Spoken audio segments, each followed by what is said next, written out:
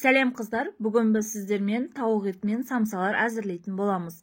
Видеоны тамашаламас бұрын менің арнама жазылып, лайк басып, комментария жазып, достарыңызбен бөлісіп кетуді ұмытпаңыздар. Ең алдымен ыдысымызға 200 грамм су, 1 дана жұмыртқа, 1 шай қасығында тұз, 1 ас қасығында уксус менде 6%, барлығын бір келкі болғанша араластырып, шетке алып қоямыз. Електен өткізілген 500 грамм ұнымызға 250 грамм бөлме температурасындағы сары майымызды салып, крошка дайындаймыз. Егер тоңазытқыштан шыққан болса, теркадан өткіземіз. Ортасын ашып, смесімізді құйып, қамыр илейміз. Егер қамыр қатты сұйық болып кетсе, кішкене ұн қосуға болады. Бірақ қамырды қатты етіп илеп қоймаймыз. Қамыр қолға жабысатын жұмсақтау қамыр болуы қажет. 50 граммдай шамасында ұн қостым.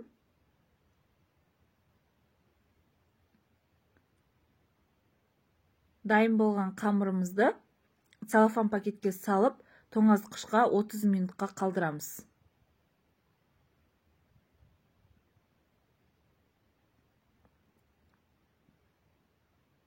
Салмасын дайындауға кірісеміз. 500 грамм тауық еті, пияз, сұйық май, сливки, тұз, қалағандарыңша дәмдеуіштер саламыз. Және де бір келкі болғанша араластырамыз.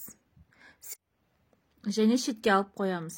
Дайын болған қамырымызды өздеріңіз қалағанша бөлшектерге бөлесіздер.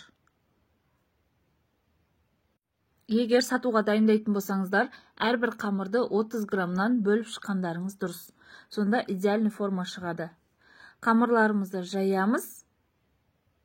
Қамыр кішкене жабысқақ болады.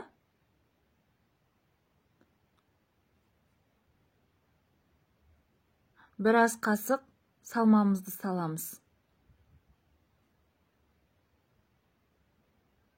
Осылайынан бүгіп шығамыз. Және де теріс қаратып, тігісін артқа қарай қоямыз. Екінші тәсілін көрсетемін. Қамырды жайып аламыз. Қамырды қатты жұқа етіп жаймаймыз. Орташа қалыңдықта жаямыз. Бір ас қасық салмамызды салып, осылай бір жерге жинау арқылы түйіп шықсаңыздар да болады.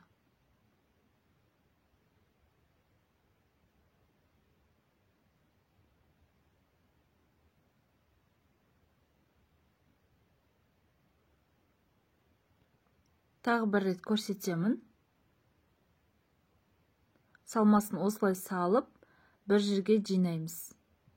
Және де тігісін артқа қойып, противенге жайғастырамыз. 180-190 градусқа пешімізді қыздырып аламыз. Дайын болған самсаларымызға жұмыртқаның сарысын не болмаса бір жұмыртқаны жарып, осылай жағып шығамыз. Қалаларыңыз бойынша қара тимин, седана сепсеңіздер болады. Осылай қара тимин сеуіп шықтым.